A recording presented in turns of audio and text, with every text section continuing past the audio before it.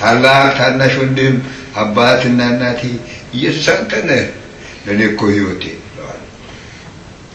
ድሮ አራዳ ግጥም አለ፣ ዛሬ ግን የክርስቶስ ግጥም።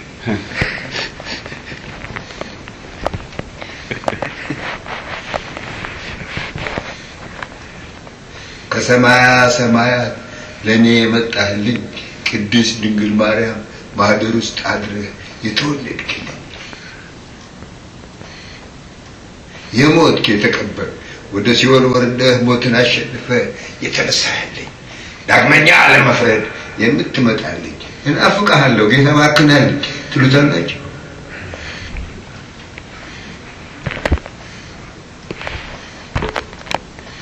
ጌታ እንኳን 24 25 30 ሆኖ እነ ጳውሎስ እኔ የኔ ያዋለስና በቅርብ ነው ያነበብኩት ልበል በደንብ እንዴት ተንገላተው ነው ያሳለፉት። እንባ ያስለቅሳል።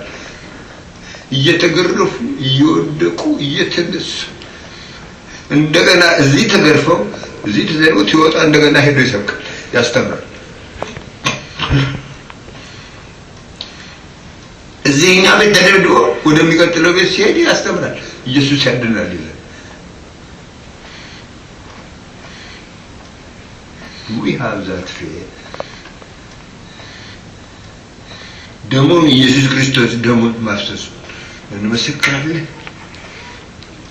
እኔ ሁል ጊዜ እዚህ ቦታ በቆምኩ ቁጥር እንመሰክራለን የሚል ጥያቄ ጠይቃችሁና ቆይ ከወር በኋላ እንደገና ጠይቃችኋለሁ ብዬ ዝም እላለሁ።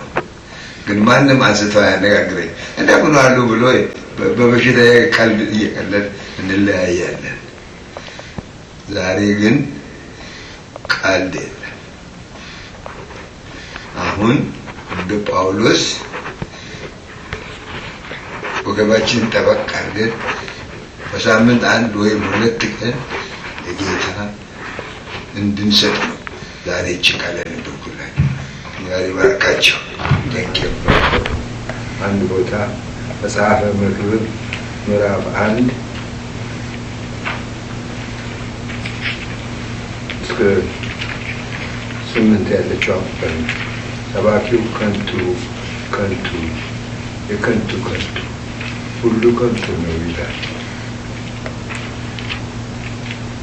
ከፀሐይ በታች በሚደከምበት ድካም ሁሉ የሰው ትርፉ ምንድን ነው? ትውልድ ይሄዳል፣ ትውልድ ይመጣል፣ ምድር ግን ለዘላለም። ፀሐይ ትወጣለች፣ ፀሐይ ትገባለች፣ ወይም ትወጣበት ትችላለች። ነፋስ ወደ ደቡብ ይሄዳል፣ ወደ ሰሜን የሚዞራል፣ ዘወትር በዙረቱ ይኖራል። ነፋስም በዙረቱ ደግሞ ይመለሳል።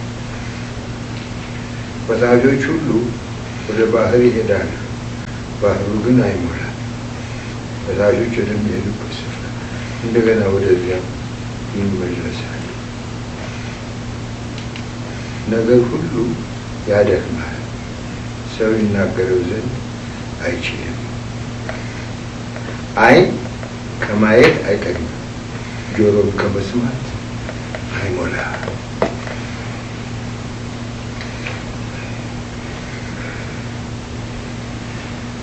እንግዲህ ብዙ ዓመት ነው ይህንን ነገር ሳነበው።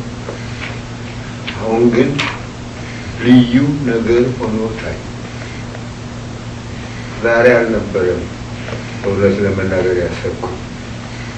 በደንብ ደህና ሲሆን በጥሩ አይነት ገልጽላችኋለሁ ብዬ ነበር። የእግዚአብሔር ፈቃድ ደግሞ የሆነው በዚህ አይነት እንድናገረው ስለሆነ እናንተም ትበቁኛላችሁ፣ ለእኔም የዛሬው ጤንነቴ በቂ ነው። ሌላ ጤንነት መፈለግ አያስፈልግም። ነገ የኔ አይደለችማ።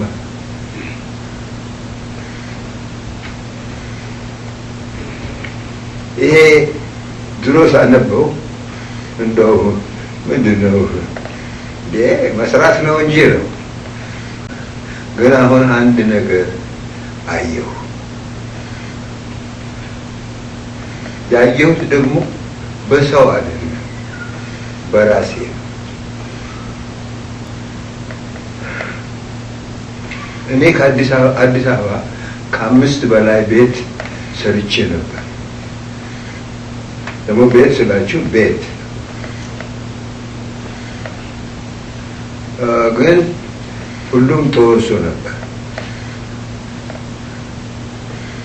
ያ ደግሞ አላጠግብ አለኝና አሜሪካን ሀገር ያጠራቀምኩትን ገንዘብ ሁሉ ተሸክሜ ሄጄ እንደገና አያት የሚባል ቦታ በዚች ወደ $120,000 አወጣሁበት።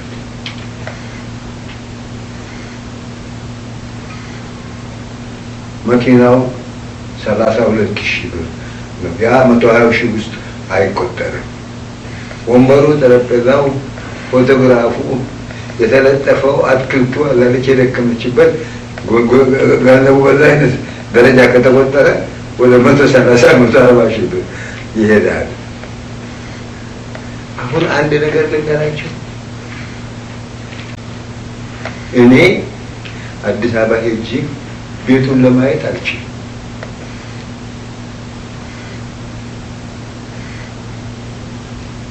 ቤት ውስጥ መኖር አይደለም ለማየት ለመሄድ አልችልም። ለምን በሉና ጠይቁ። ይሄ ኦክሲጅኑ ያልቃል። 16 ሰዓት 17 ሰዓት በአይሮፕላን ለመሄድ በጣም አስቸጋሪ።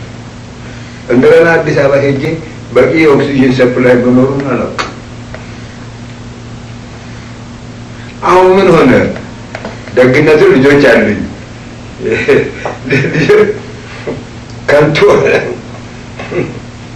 ከንቱ ሆነ አለንም፣ ግን ልጆች አሉ። ግራም ነፈሰ ቀኝ ነፈሰ። ለእኔ ግን ሁሉ ከንቱ የከንቱ ሁሉ ከንቱ። $1,000,000 ቢወጣ ምን ቢደረግ፣ ቤት ቢሰራ፣ መኪና ቢገዛ፣ መርቸዲስ BMW ቢነዳ ዜሮ። ትልቁ ነገር ኢየሱስ ክርስቶስን ነው መዳናችን። እኔ አንድ መዝሙር አለች፣ እኔን የሚደንቀኝ መዳኔ ነው። የሚገርም መዳኔ። ስለዚህ ዛሬ ልነግራችሁ የፈለጉት ምንድን ነው? አትስሩ ለማለት መሰላችሁ? አይደለም። ገንዘብ አታጠራቅሙ ማለቴ አይደለም። አዲስ አበባ ቤት አትግዙ ማለቴም አይደለም። ግዙ ቤት፣ ግን እንዲሁ እግዚአብሔር ቢፈቅድ ብላችሁ ግዙ። እግዚአብሔር ቢፈቅድ እናየዋለን። እግዚአብሔር ቢፈቅድ እንጠቀምበታል። አለበለዚያ አንዱ ዘመዳችን፣ እህታችን፣ ወንድማችን እንጠቀምበታል ብሎ ነው ማሳብ። ስጋችንና ደማችንን መቆጣጠር ካልቻለ ጌታን እናመልካለን ብለን ማለት ያስቸግራል። ዋናው እኮ እዚህ ራሳችን ላይ ነው። ስለዚህ ያንን የዛሬው ሀሳብ ምንድን ነው? የምናደርገው የስጋዊ ስራችን እንዳይገዛል።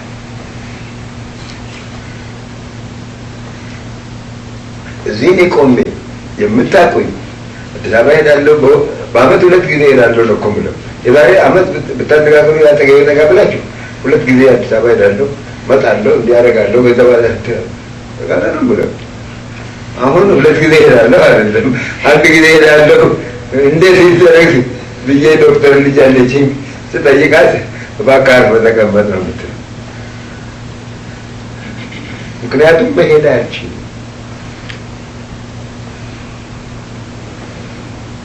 ስለዚህ ሁሉ ከንቱ ከንቱ የከንቱ ከንቱ ሁሉ ከንቱ። እንስነፍ ማለት ነው፣ አንማርም ማለት ነው፣ አናጠናም ማለት አይደለም። ግን አናመልከው። ስለዚህ በዛሬው ቀን ልትገነዘቡልኝ የምወደው ከሁሉ በላይ ኢየሱስ፣ ከዛ በኋላ ሌላ ሁሉ ሰከንድ ሃንድ። ንብረት፣ ቤት፣ በርካሽ ነው አሉ የሚሰጠው። ቶሎ እንመራው፣ ቤቱን እንስራ፣ እንዲህ እናድርግ። ጥሩ ነው፣ ግን በጸልየው ረጋ ብሎ ጌታን የሚያስረሳ እግዚአብሔርን የሚያስረሳ ከቃሉ ውጭ የሚያደርግ ልብ ብለን ብንመለከት ወደ እሑድ ሲደርስ ወደ ቤተ ክርስቲያን ለመምጣት ምን ያህል እንቸገራለን። አንድ ቦታ ግን አንድ የግብዣ ቦታ ወይም አንድ የጭፈራ ቦታ ወይም የምናምን ቦታ ሲሆን ሁሉ ሰው ተስገብግቦ ይሄዳል። በሳምንት ግን ይችን 45 አንድ 2 ሰዓት ወይም 1 ሰዓት ተኩል ለእግዚአብሔር እንስጥ ሲባል ስንት ችግር አለ። በቤታችን ውስጥ ለጸሎት እንሰበሰባለን፣ ግን ያችን 50 ደቂቃ ለመስጠት አንዳንዴ ምድጃው አይጠፋም ወይ አንዳንድ ላይ ችግር ይፈጠራል። ያን ለማደናቀፍ የእግዚአብሔር መንገድ ለሚሆነው ጉዳይ እንቅፋት ያመጣል ስጋ። ስለዚህ ስጋና ደም መቆጣጠር፣ ምኞትን መግዛት፣ ጌታን ማስቀደም የህይወታችን መመሪያ መሆን አለበት። እግዚአብሔር ይባርካችሁ። Without the Spirit of God and without education, you'll be the enemy of us. Don't forget that.